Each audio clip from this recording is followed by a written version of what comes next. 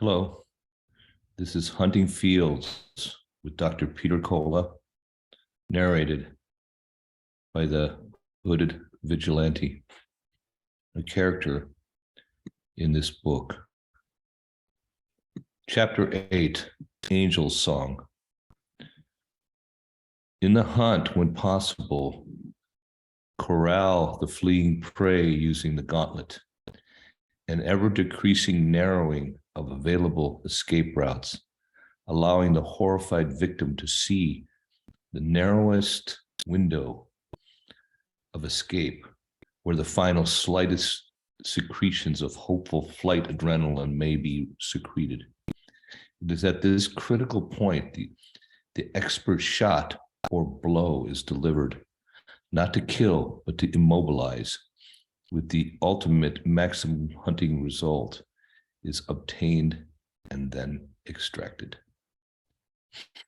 Her eyes closed, letting the horse run where it will. Esther's mind danced as she tried to remember, but also hoped to forget how foolish she was in her pride, which got her in this situation in the first place. Her dear Uncle Theo. She was so angry at him when he met her at the Berlin station, all dressed so proper in his SS officer's uniform.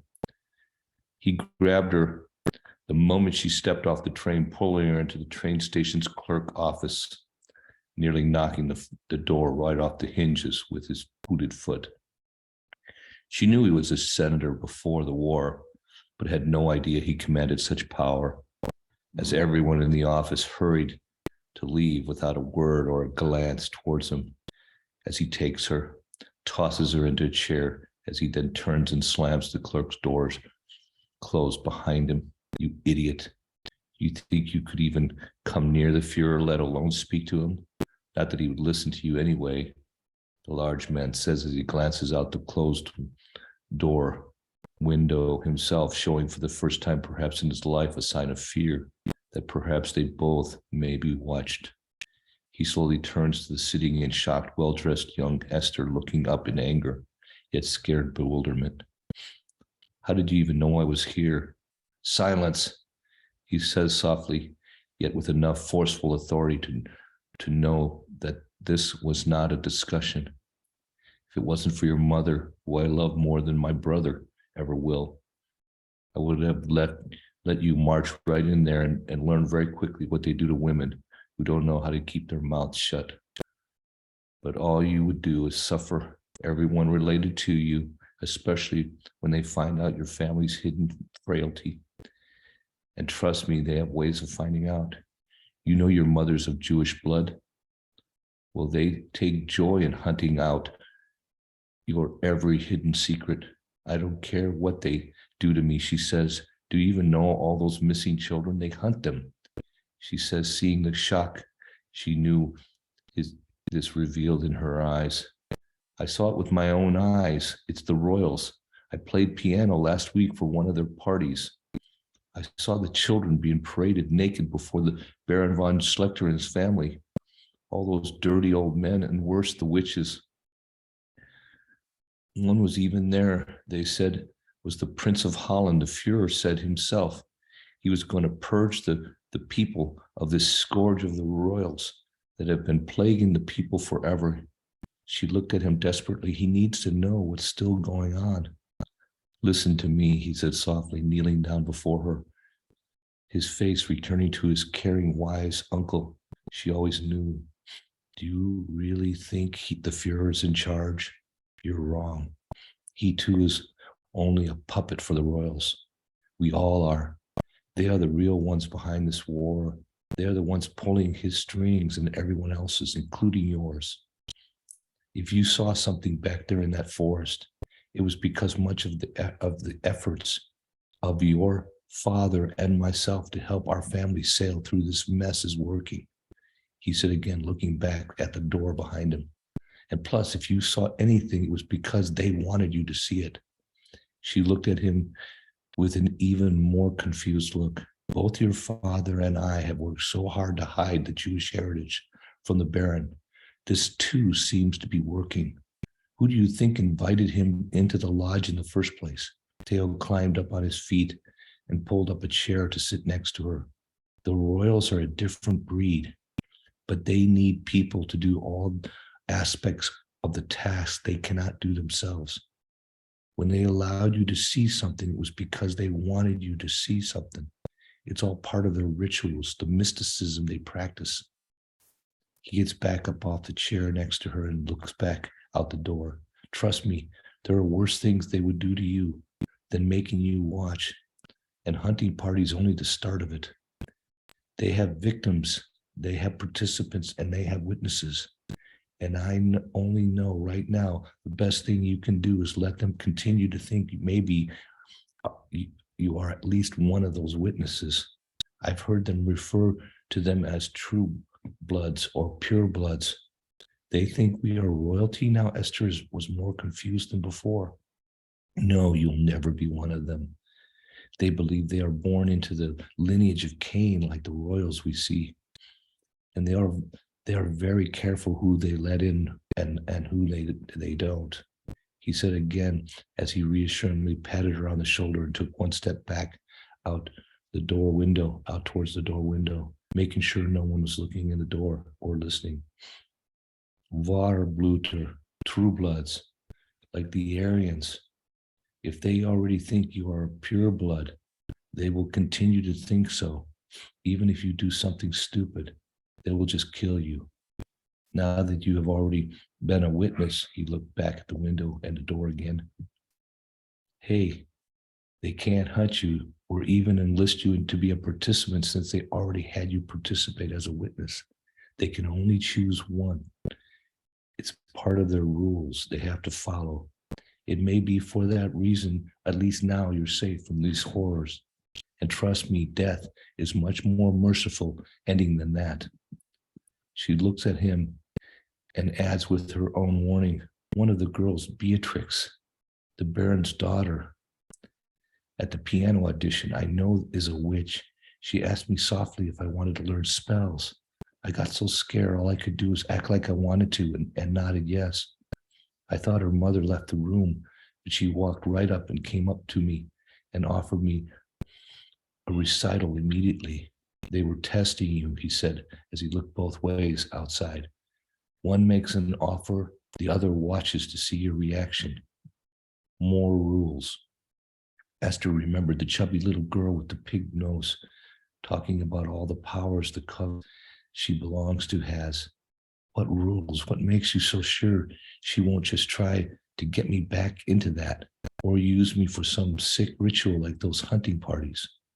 They have powers you wouldn't begin to believe, let alone understand, but they are bound to the rules of this physical universe. And one of the main rules they must obey is once you've been tested or approached from a particular direction, in this case, witchcraft, if you don't take the bait, they can never come at you again the same way. That's why they feel you out first to see which way is best. They want you to be on their team, but they are looking for your weakness, a thorn in your side they can use to manipulate you. That's why they brought you in as an observer. We can use that. They think you're one of them. If you now show them that you are not, they will stop at nothing to destroy you and everyone you know, including me. Now the colonel, her dear Uncle Theo, with all his power and status, seemed more to be pleading with her than telling her. Everyone, even remotely related to your mother, even your little brother Dieter, will be on their list. As a matter of fact, I pray they're not already. Esther stood up and shook her head, affirming the decision they both knew wasn't a decision at all, but merely a realization of the way it is. I'll buy a ticket on the next train back to Heidelberg, the young woman says as she steps up and embraces her uncle. No need. The large man reaches inside his well-pressed and decorated SS jacket, pulling out a paper ticket and holding it up. Your train leaves from platform 11 in 26 minutes. You better hurry. Seeing the tear on his proud face and strong face only adds to the tears already streaming down her own.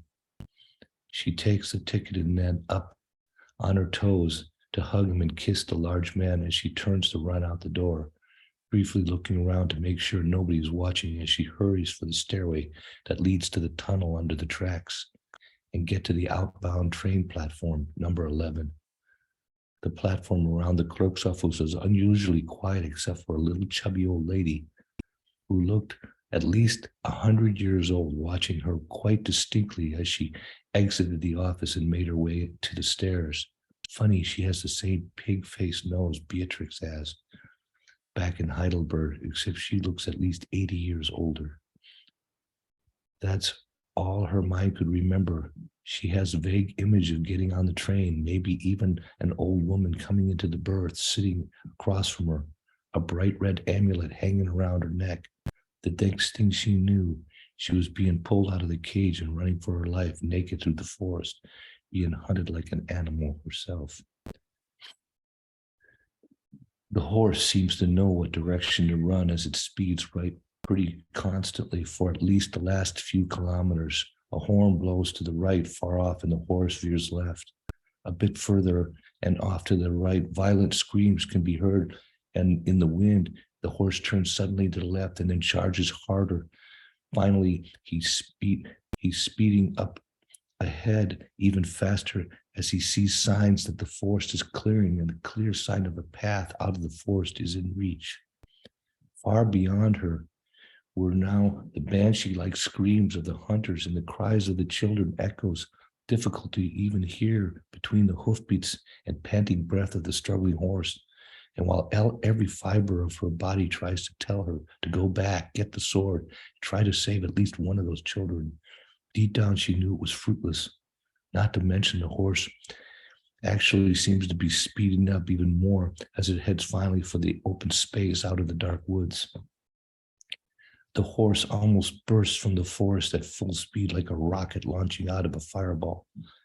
It didn't slow down a bit as it headed towards a few farmhouses and a small, almost medieval hamlet just up the path from the dark forest behind.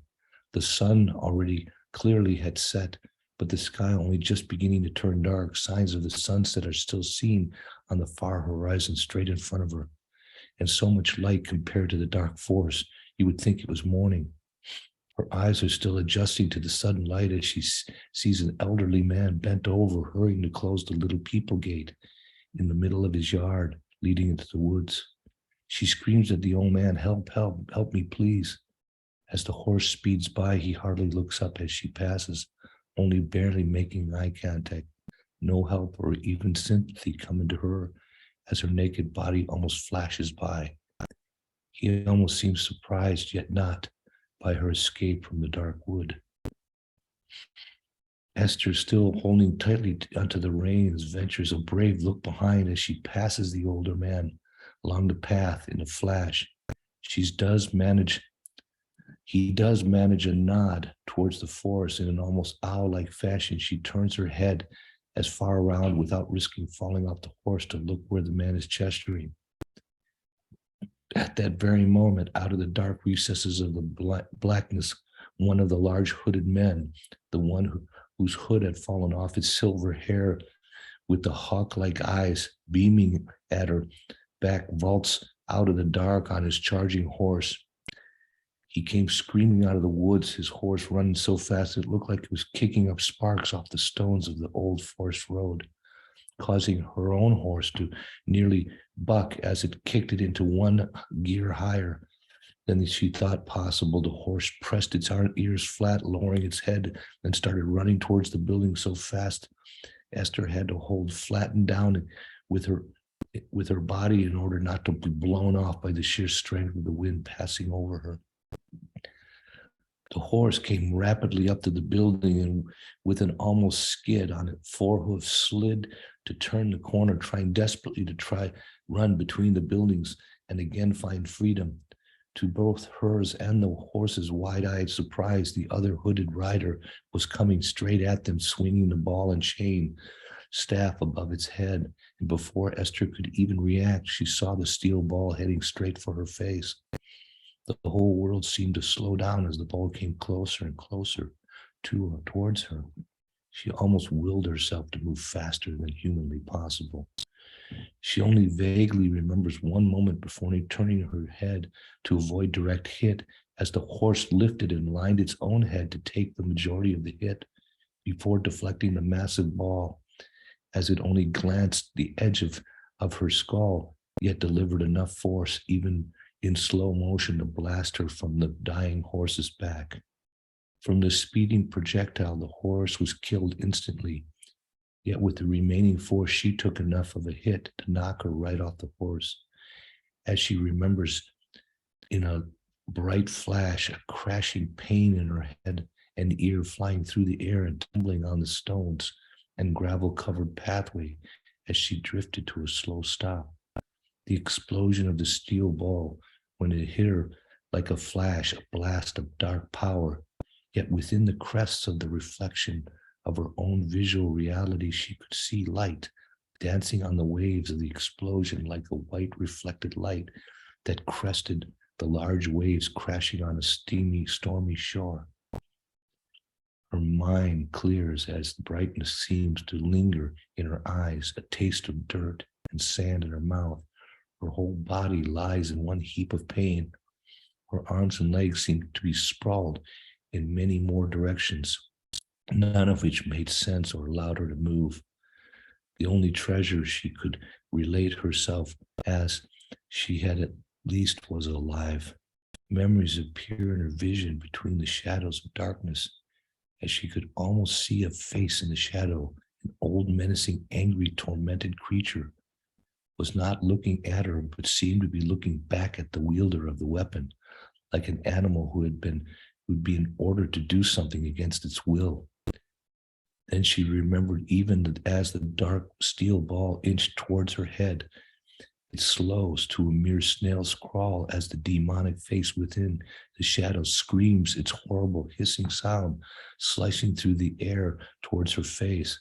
Shadows appear and disappear for a brief moment, yet almost erupt from the light along the edge of the death blow she can feel was coming. As if she could suddenly see from a different point of view herself, not from her own eyes, but from behind the attacking rider, delivering the hit. She sees an almost angelic figure fly out of the light, engulfing the horse in light as it pushes the demonic screaming demon ball away from before her face with its wing, only allowing a glancing blow to the side of her head, enough though to still explode in forces as it touches her skin, yet not enough to hurt her fatally. With the pressing of the angel's outer arms, the soft yet incredibly powerful gust seems to lift her up over the charging and now passing rider, as her body seems to cartwheel through the air only to be bundled in a rolling ball, setting her softly under the stones like a falling into a bed of feathers. She can see the face of her mother in the face of the angel, its beautiful crystal clear blue and white smile, softly telling her, or perhaps singing to her, you made it, you've overcome, and they can never hurt you or anyone under your responsibility any longer.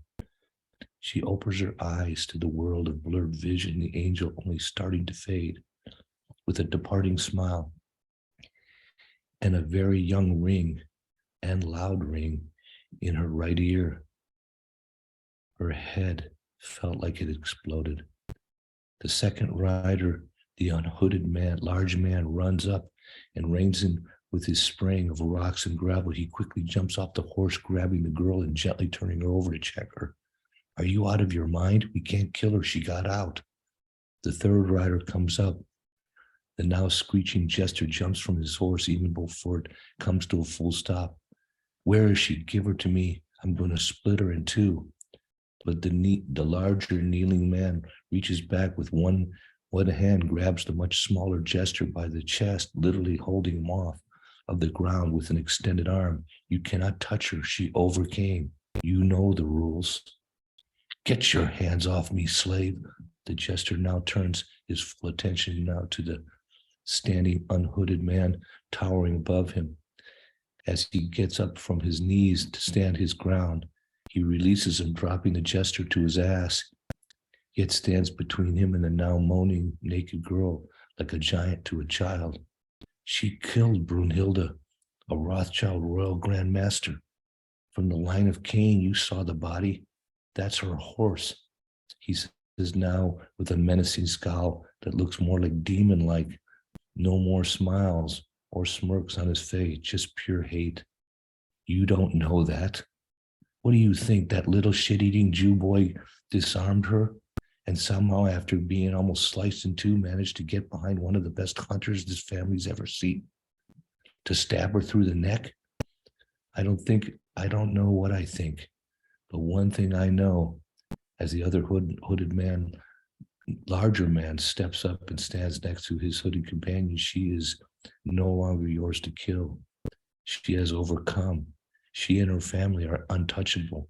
The two men, now clearly blocking the smaller man, realizing himself the same fact. Even with all your power, don't dare violate the firstborn rule.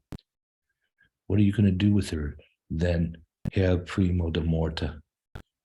The now almost spitting jester glares at the two larger men as he challenges them with the bloodshot, piercing black eyes. We don't know. That will be up to Herr Doctor. The hooded companion speaks from below the hood, his voice even deeper than his giant companion. Another horn blows off in the distance as the jester smiles, looking back at the black forest, realizing there's still plenty of hunts left in this 11th day of November until midnight. Dr. Blood, huh? The Black Butcher. The jester now puts his full gesture smile back on his overly wide face. You'd be more merciful leaving her with me. Ha ha ha ha. The jester laughs in a ridiculous, greedy fashion, and in one spinning motion leaps back up on the horse with an almost aggressive and cruel pull of the rein on the horse's mouth, and heads back into the dark woods with a renewed screeching howl. Esther watches as the two hooded men turn back towards her, and she can almost see an angel with her mother's face step up from between the two men. The angel reaches through them and lifts Esther's arms and body up in the air. The men hardly notice how she suddenly became light as a feather. The angel says again with an entire choir song that she can only hear, protect Peter. He must finish the fight. Protect his right hand. He must grow up in the pen of the light. They would take him and bind him, but suffer him not, for the seed of the star's pureness he will certainly write. Take wings and fly as far from here as you can, she says, as she spreads her great blue-white wings and turns. Take Peter and fly. Protect him. He must write. With a gust of angel's wings, the wind caresses her face as the angel turns and disappears.